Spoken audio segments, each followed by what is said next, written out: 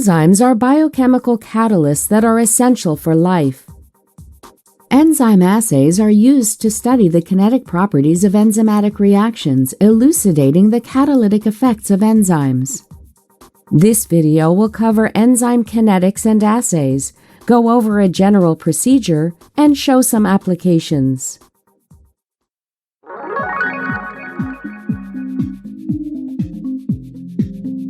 Enzymes are proteins, or less often RNAs, that act on a specific reactant, referred to as the substrate.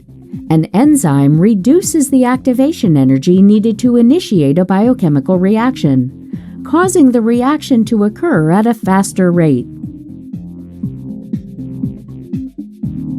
Enzymatic reactions can be broken up into three elementary components. The first is the formation of the enzyme-substrate complex, formed by the binding of the substrate to the enzyme active site. The complex can decompose into its original constituents.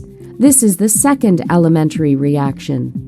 Alternatively, the complex can form the product and recover the enzyme, the third elementary reaction. The kinetics of an elementary reaction is given by the elementary rate law equation. Rate law equations give the rate in terms of the concentration of the reactants and a rate constant. Each of the elementary reactions has an individual rate law equation with its own rate constant. These equations can be distilled down to a kinetic model known as the Michaelis-Menten equation. This gives the reaction rate in terms of the substrate concentration, which can be experimentally determined. Some general trends for enzyme reactions can be identified using the Michaelis-Menten equation.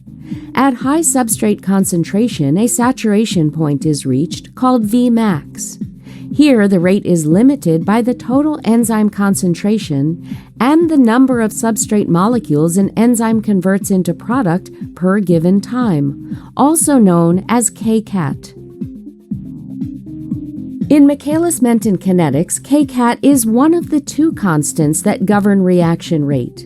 The other constant, Km, is known as the affinity constant.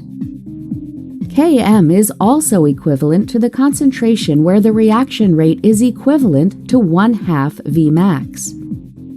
An enzyme with a higher affinity will have a lower Km and reach Vmax faster, while an enzyme with lower affinity will have a higher Km and take longer to reach Vmax. Knowing kcat and Km allows for enzymes to be compared. To do this, we use a ratio called enzyme efficiency.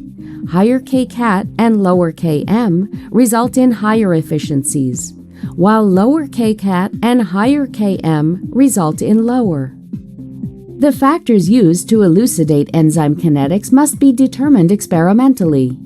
These assays are typically performed by mixing an enzyme and substrate solution in a controlled environment. Observations are made by measuring the changes in concentration of the substrate, product, or byproducts with respect to time. The change in concentration over time is used to determine the reaction rate. In order to determine the kinetics, rate data must be obtained at multiple concentrations. If a plot of the inverse initial rate versus inverse initial concentration, known as the Lineweaver-Burke plot, is linear, then the reaction follows Michaelis-Menten kinetics. The slope and intercept of the line allow for the determination of the kinetic parameters Km and Vmax, which can then be used to calculate kcat and the enzyme efficiency.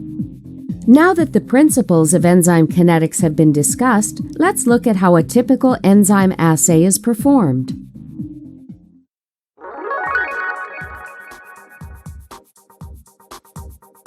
In this procedure, a colorimetric assay is demonstrated. The first step is to generate a standard curve, which will correlate absorbance with substrate concentration. Solutions of known concentration are prepared, along with a control sample. A developer solution that reacts with the substrate is added to produce a colored compound.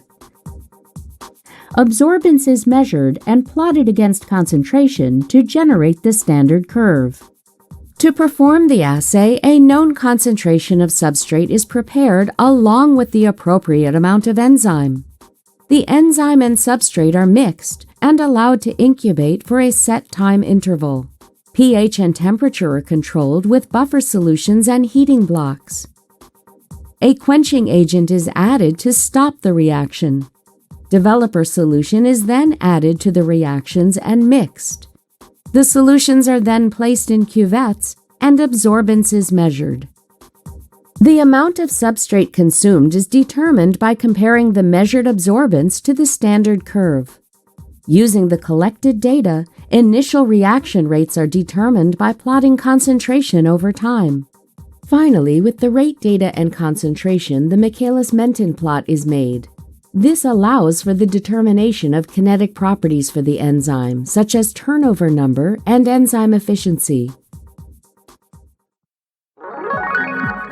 Now that we've reviewed an assay procedure, let's look at other ways assays are performed and their applications. In this procedure, FRET analysis is used to study the kinetics of a protease hydrolyzing a peptide bond of a protein. These emissions can be measured, allowing for a continuous and quantitative analysis of substrate consumption and production, aiding in the determination of the reaction kinetics. Enzyme assays can be used in environmental science to determine the levels of extracellular enzyme activity in the environment. Waters, soils, and sediments can be collected from the environment and processed in the laboratory. Extracellular enzymatic activity of these materials can then be characterized using enzyme assays. This is a useful tool for understanding how the environment processes organic material. A cell's DNA repair mechanism can be evaluated by studying the kinetics of enzymes found in the nucleus. The rate at which an enzyme removes DNA lesions or damages can be measured using fluorescent molecular beacons, which only fluoresce when bound to unique DNA sequences. The level of DNA repair can be measured in real time by detecting the fluorescently labeled cleavage products. You've just watched Job's video on enzyme kinetics and assays. This video explained enzyme kinetics, covered assay concepts, went over a general procedure, and described some applications. Thanks for watching.